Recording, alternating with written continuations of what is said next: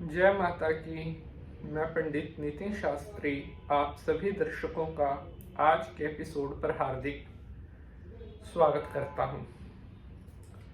हमारे बहुत सारे भक्त अक्सर हमसे प्रश्न करते हैं कि गुरुजी, हमारे ऊपर पैसे का बहुत कर्ज हो गया है और इस पैसे के कर्ज के कारण हमारी लाइफ चिंताओं के सागर में डूबती जा रही है।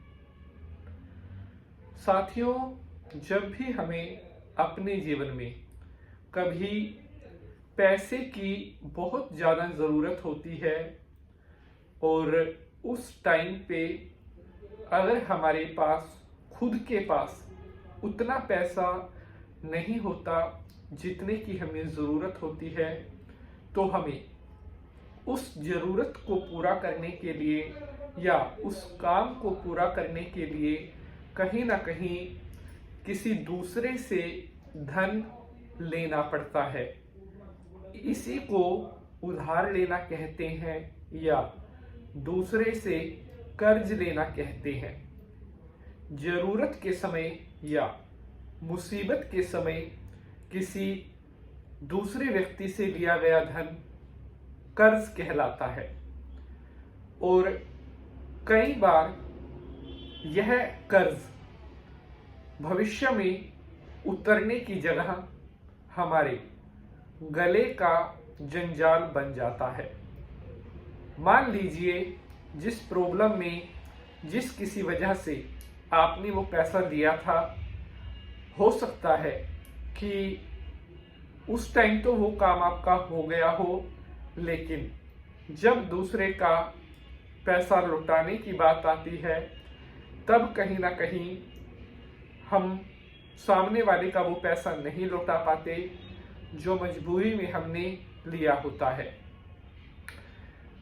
प्यारे बंधुजनों, अगर आपके भी साथ ऐसा हो रहा है और आपका पैसे का कर्ज दिन प्रतिदिन बढ़ता जा रहा है, तो आज का यह एपिसोड आपको ज़रूर देखना चाहिए, क्योंकि आज मैं आपको एक ऐसा उपाय बताने जा रहा हूं जिसको करने के बाद आपके ऊपर पैसे का कोई भी कर्ज नहीं रहेगा और हमेशा के लिए आप अपने इस पैसे के कर्ज के श्राप से मुक्त हो जाओगे। बहुत ही शक्तिशाली सात्विक उपाय है और बड़े श्रद्धा भाव से आपने इस उपाय को करना है और मुझे पूर्ण विश्वास है आप सभी को बहुत अच्छे परिणाम इस उपाय के प्राप्त होंगे। तो चलिए शंकर भगवान को प्रणाम करते हुए आज के एपिसोड को स्टार्ट करते हैं। ओम त्र्यंबकम यजामहे सुगंधिम पुष्टिवर्धनम उर्वारुकमिव बंधनान मृत्युर्मुक्षीयमामृतात्। बोलिए शंकर भगवान की जय। प्यारे बंधुजनों, कहते हैं कि भगवान बजरंग बली हर प्रकार की विघ्न बाधा को दूर करने वाले हैं।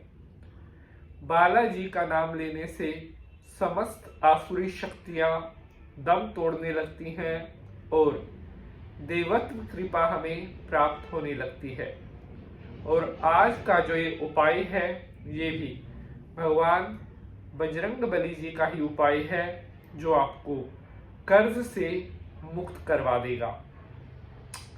तो प्यारे बंधुजनों, आपने इस उपाय को कुछ इस प्रकार से करना है। शनिवार की शाम को सूर्यास्त के बाद ये काम आपने करना है। सबसे पहले तो आप नहा धो करके शुद्ध हो जाएं और अगर आपके पास धोती है तो धोती पहन ले। अगर आपके पास धोती नहीं है तो आप पायजामा भी पहन सकते हैं। और उसके बाद अब आपने अपने घर में किसी भी जगह पर एक आसन बिछाकर और वहां पर आपने दक्षिण की तरफ मुख करके बैठना है। एक सरसों के तेल का दीपक आपको जलाना होगा, जो कम से कम 3 से 4 घंटे चल जाए। इतना सरसों का तेल उसके अंदर डालना होगा और लंबी बाती उस दिए में लगानी होगी। अब आपने दक्षिण की तरफ मुख करके बैठ जाना है। दिए का जो मुख है वो भी दक्षिण की तरफ करना है। अब आपने एकाग्रचित होकर के और सबसे पहले भगवान गणेश जी का ध्यान करके नमस्कार करें कि ओम गणेशाय नमः। उसके बाद अपने हाथ में जल, चावल, फूल लेकर के संकल्प करें, ओम विष्णवे नमः, ओम विष्णवे नमः, ओम विष्णवे नमः। 3 बार बोलने के बाद आपने जो सम्मत चल रहा है, जैसे कि अब 2081 सम्मत, और जो महीना चलेगा चैत्र मास, जो पक्ष है शुक्ल पक्ष, कृष्ण पक्ष जो भी है, जो तिथि है, मान लीजिए सप्तमी है तो सप्तम्याम तिथो, जो वार है जैसे कि शनिवार है, शनिवार वास्त्री। उसके बाद आपने अपना क्षेत्र का नाम बोलना है। जैसे मान लीजिए आप दिल्ली में हैं तो दिल्ली में कौन सी नदी बहती है? यमुना। यमुना तीर्थ सानिध्य। उसके बाद आपने अपना ब्लॉक, अपना जहां पर आप रहते, जैसे राजीव नगर, अपना हाउस नंबर। उसके बाद बोलना है मूल निवासी न। के बाद आपने अमुक गोत्र, जो आपका गोत्र है, मान लीजिए आपका है कश्यप गोत्र, कश्यप गोत्र, अमुक नाम, अपना नाम बोलना है। नितिन शर्मा हम नाम ने भगवान बजरंगबली देवता प्रसन्न करणार्थम हेतुवे एवं कर्ज मुक्ति हेतुवे बजरंग बाण पाठ करणार्थम हेतुवे संकल्पम अहम करिष्ये। बोलने के बाद जो हाथ में जल, चावल और फूल हैं उन्हें भूमि पर छोड़ दीजिए। अब आपने बजरंग बाण का संपूर्ण पाठ करना है। ठीक है जी।